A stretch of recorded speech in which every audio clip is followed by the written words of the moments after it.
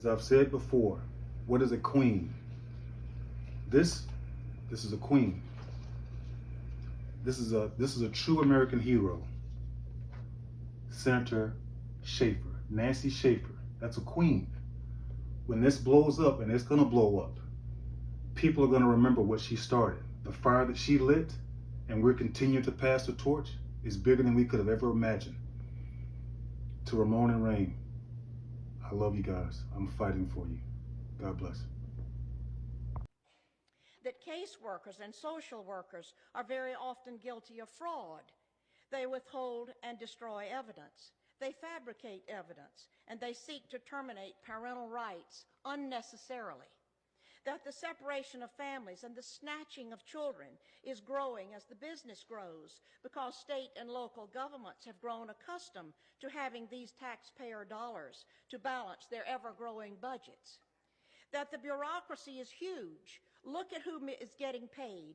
State employees, attorneys, court investigators, guardian ad litems, court personnel and judges. There are psychologists, therapists, psychiatrists, counselors, foster parents, adoptive parents, and on and on. All are looking to the children in state custody to provide job security. That the Adoption and the Safe Families Act set in motion first in 19... I have taken Elaine to task, though, in this Cash for Kids scheme that I was originally named in. I haven't received a penny. I don't know where that money is. It's COVID. On top of that, you're running a Ponzi scheme, Elaine? How dare you? Right. We should all be really wealthy by now. Yeah. I mean, when you're selling kids, right, there's got to be some money attached to that. Yep. And that's an idea. We could adopt the identity. We could call ourselves Cash for Kids. Oh, yeah, LLC. Financials. It is growing. I mean, I've got a case now with Laura where the mom's really mad at me all the time. But one of the things among the many threats that she's done is that I know 4 or 5 other families, and we're getting together and we're hiring a lawyer.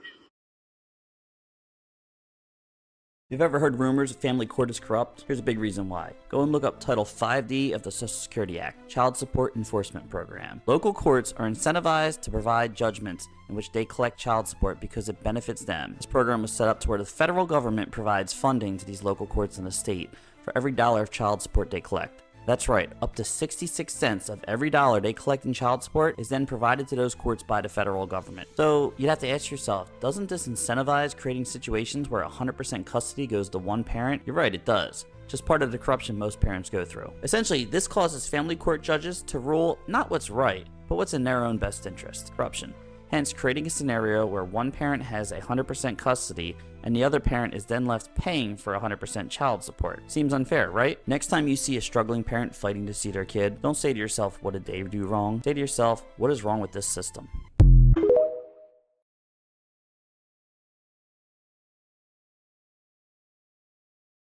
So all the videos on the social media are important. All the videos show exactly why the judges are going through such measures to keep this closed off and try to incarcerate me, to destroy me, and at the same time destroying these children. But this is probably one of the most important audios. It's C00, right? It's an audio of another professional. This is Detective Giordani, who interviewed me. And please keep in mind, if you listen to this audio, the very first thing I say is, I want to submit to a polygraph test. That was September 2017. It is now July 2025. Any media outlet, any news station that's following this, I request to submit to a polygraph test to confirm my kids were taken without any investigation. I've never harmed or hurt my children. I was locked up for 9 months for something that I didn't do that was used in court against me. My military incarceration, my PTSD, and my artwork has been used against me to help defame me and also keep my kids away from me. In that audio, my daughter at the time was 3 years old. She's been in the exact same home that Angela Morehouse has kept her at, but the exact same mom that tried to force my daughter to say that I touched her private area after I had another protective order against another boyfriend that Angela Morehouse helped to get dropped. This is sick what's happening, because this is in Manassas, Virginia, but it's going all over the United States. The only exception is I caught it. The reason they don't want you recording anything inside the courtroom is because they don't want you recording the truth. They don't want you to record lawyers shaking hands and making deals and continuously charging people. Mountains of money is being made off of our children. C00, my baby girl, 2025. I have months without hearing from my babies. I have no idea where they're at. My family members have not talked to them. And this is all because of Angela Morehouse and her lies and perjury in court. From Brooklyn, New York. All right, Zach. Hey, and I'm Ramon. You guys know who I am. So right now we have a discussion amongst two black men about the state of black men, and more importantly, what's going to be next for us. Well, what's down the road for us. So Zach, you just talked to me about a personal experience that you had about somebody that you trained. Talk to me. What about that? What happened? I mean, no names, just what you experienced. You know, I trained the guy, got to know him, you know, showed him everything I know. But I see him around all the time, and he don't say anything to me. He don't acknowledge me. He don't acknowledge me. It's not nothing that I really care about.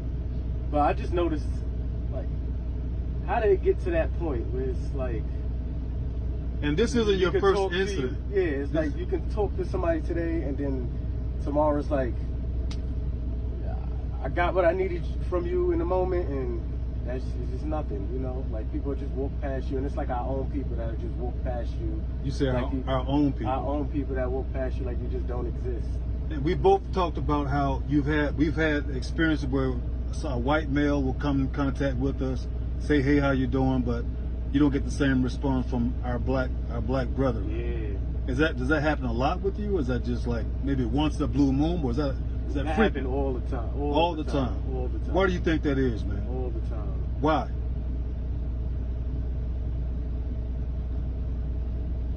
I don't know. Maybe we. It's kind of puzzling, right? Yeah. It is kind of weird. I mean, my question to you is this: as a black man to another black man, how many other black men feel the same way that we're feeling? It's like, why we can't get the same in return? Like, why is it that we can go somewhere and white men, I've had Latino white men say, hey, how you doing? Even throw in a sir. I don't think it's personal. I just think some people, I think we need to learn how to communicate. That's all. Right. We need to learn how to communicate. So you don't think like it's more like trauma involved? Like we were talking earlier about PTSD. Like, I'm thinking, me personally, that from years and years of this continuously happening, it's no different than like diabetes, or in my family's case, alcoholism. You can pass down certain genes, and I firmly believe, I've used this term before from the military experience, but also, you know, even with my artwork, I think PTSD is relevant not just with the black males, but in black society, black culture, and it's like we don't want to acknowledge it, but it's there. You know what I'm saying? It's there. So I just wanted to get that out there, man. We just met for the first time. Is that correct? Yeah. First time meeting each other, and we have the same outlook. It's crazy. But I wonder how many other black males, even black females, that this is something that you guys have encountered, or you continue to encounter on a daily basis. You guys know who this is. Keep following our story. This is all connected to the system, the same corrupt court system, the same corrupt government. More to come. Black on black hate, black on black crime, black on black fear, black on black violence. It didn't originate in the home. Every courthouse in America, that's where it started at. This is Judge Lucas, May of 2025. This woman could have talked to my babies. The same videos that you guys are seeing in Z2, this lawyer could have talked to them and got them out of the environment that they're in right now. This gets out. This is lawyer Joseph McGuire, my court-appointed attorney, who also listened from start to finish, 20 minutes at the end of Z2. Him, the bailiff, the our other attorneys, the clerk, and Judge Lucas all listen to that same audio that you guys are going to get, the media, the FBI. Any and everybody who gets this correspondence, I'm asking you, I'm begging you to watch the last 20 minutes. It explained everything in detail from 2017 to 2025 of this lawyer, Angela Morehouse. This lawyer who I've caught red-handed lying in court. And what the judges have done, instead of trying to correct the situation, they've tried to cover it up. I've been fined twice. The judges that are involved in this case, they are aware that this lawyer has committed perjury inside that courtroom, inside that building right there, and they're trying to cover it up. You guys are going to see a next order by Judge Horan. What is the devil? Who is the devil? That was the question I used to ask my mom growing up as a kid, because if you guys are following, remember I told you I was a diehard atheist up until 2020, 21, 22. This is the devil. This is Angela Morehouse. I've caught her red-handed numerous times in court lying on innocent children. The judges who signed off on her orders, they're trying to stop this. That's why they're continuing to agree with everything she's asked for. A3, June 13, 2022, along with many others and along with audios of my children, confirmed this woman in line in court. You go to Z2, that is May. This is before she went to court and lied on my babies, all right? The Z2, that's May 29, 2022. That Judge Lucas, she signed that order, the order that's keep me from my babies. She's trying to cover herself. She signed that order before that the kids' video. This is her right now with the pedophile. That's Tyreek Carr. This man has no biological children. You following this story, scroll down to all the videos. You guys see me talking to my kids, and they tell me what this man has did, including Z2, the FOIA video, which is what they're trying to get rid of. At the end of the day, don't take my word for nothing. All you guys got to do is read that order that's attached. It's in 2025. My kids were taken away in 2019 with no proof of anything, only the word of a sworn witness. At the end of the day, this comes out. Look at those babies. Look how beautiful those babies are. I haven't seen my children or talked to my children because of Judge Lucas's order. It's to break the bond between the father and the child, but more importantly, to keep covered up what these children told their lawyer, Angela Morehouse. Go to Z2. The last 20 minutes of Z2 confirms what I'm telling you right now. This ain't about me and my kids. As Manassas courts go, so goes the courts of the United States of America. This is bigger than us. So if you guys are following this, in the order, at the bottom of the order, it states that I'm supposed to reimburse the attorney fees for the lawyer that came and represented the mom. Now, again, if you guys are not aware of this, I was supposed to be incarcerated. I'm in contempt of court. Even right now, I'm violating the order. As of right now, June 6, 2025, I'm violating the hell out of that order. I'm going to do something very significant before my next court date, which is July the 17th, 2025. This is Sharon Stevenson. Look at the skin tone, please. I'm not trying to insult your intelligence. This is a black female, all right? She's conducted supervised visitation between myself and my children, a total of 16. All right, where a total of $5,700 was cashed out by myself. This is all about money. There are people in this circle, including the neighbor that came and represented the other side. They see the truth. It's easier to run from it. It's easier to close your eyes, but you can't, because I'm going to throw it in your face. The truth is here. It's going to be thrown in your face, whether you believe it or not. I'm literally daring them to lock me up. I'm daring them. I'm violating the order. So all they're doing is they're hitting me in the pocketbook, all right? This person right here, I have documented proof that I can't see my children because I can't afford it. I have to ask this person to hold on so I can try to accumulate money to see my children. Keep following this story, guys. I'm putting something together that makes more sense to anybody who's following us. Thank you guys so much for following us. Continue to fight for your babies. It's all about the children. These children are making money for the courts.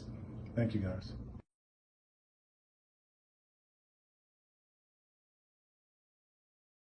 Thank you guys. June 6, 2025. This is a follow-up. So May 27, 2025, my case was heard in front of this judge, Judge Lucas. the same judge that signed off on the order prior to this Z2.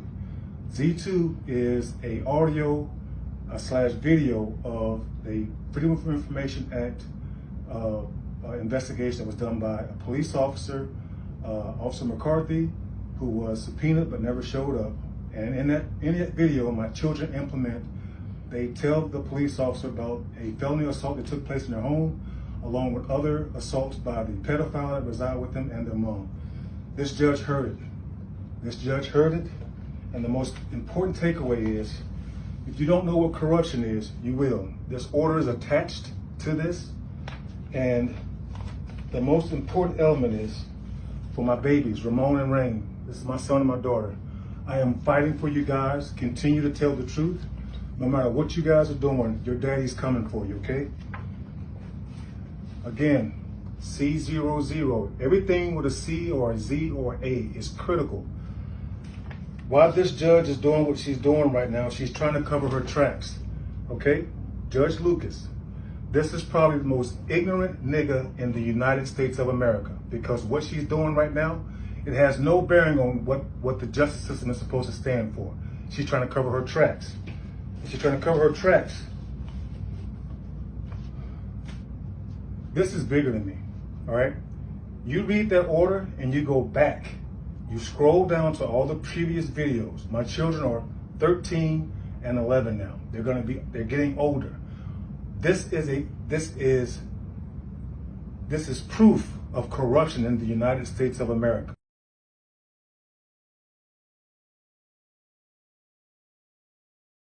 Homeless children in America, okay? I want you guys to check this out.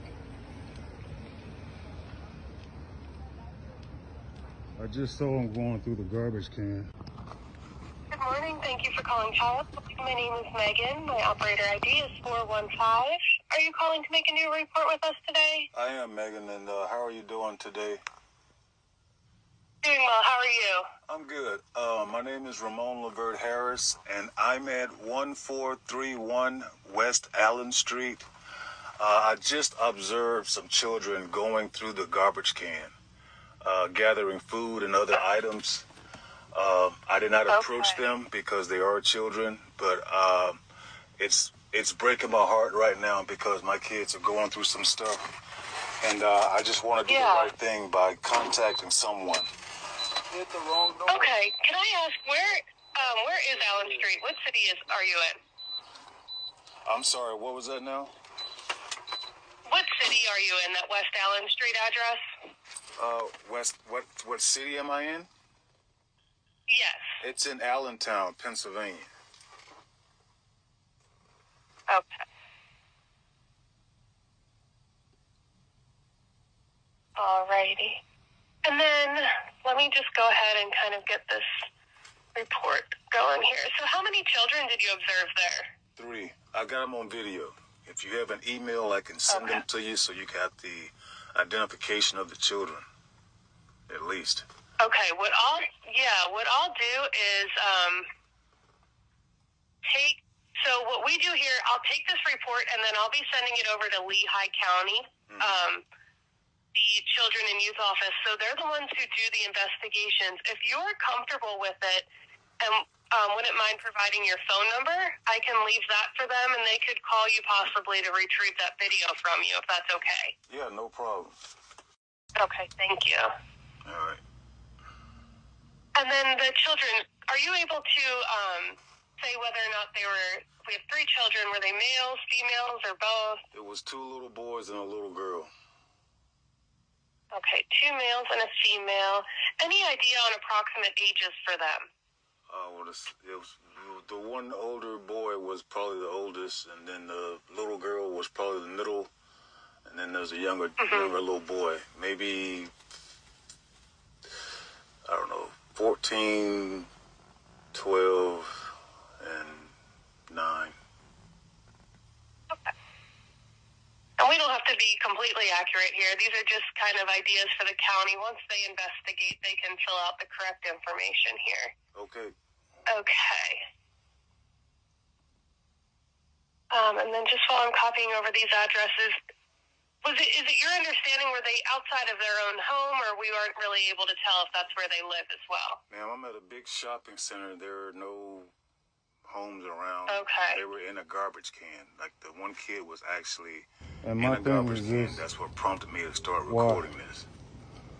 This You follow is our the United story, I'm States. gonna This show you ain't why. Somalia or You follow our story, Africa you're or gonna something. understand why.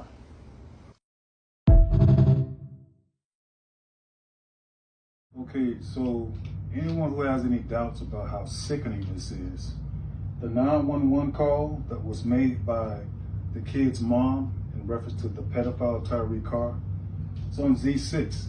It's 2025 now. That 911 call was made in 2020. My babies, who this fight is for, they're in the same household as that pedophile. The most important takeaway from this is this. This man has violated my daughter physically, sexually. He's abused my son. All the information I'm saying to you, you don't take my word for it. It's on there. The judges have to protect the pedophile and the mom. So all the audios and videos that you guys are seeing where she's alienating myself, my family from her own biological children, that helps them. This has been done for years because if you break up the family, there's a strong chance that you're going to put those same children back in the same exact court system that they're going to work at. So this is bigger than this isn't just custody. These are years and years of these judges and lawyers who used to be lawyers who are now judges, continue the same process of trauma, hurt, pain. PTSD is all inside the courtroom. Most of these judges and lawyers, they'll never sit and put into a counseling office, but they have the same PTSD as yourselves, as military members. They've been doing this for years.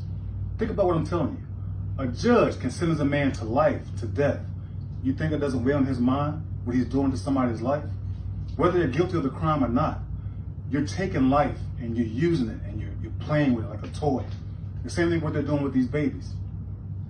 At the end of the day, this thing gets out, and I'm willing to make any and every sacrifice to make sure my babies are protected. Thank y'all. I learned, I think I was, 22 when I started that work. I learned that with the swipe of my pen, I could charge someone with the lowest level offense. And because of the swipe of my pen, that person could be arrested. They could sit in jail for at least 48 hours. They could lose time from work, and their family maybe lose their job. They'd have to come out of their own pocket to help hire a lawyer. They'd lose standing in their community. All because of the swipe of my pen. Weeks later, I could dismiss the charges, but their life would forever be changed. So I learned at a very young age the power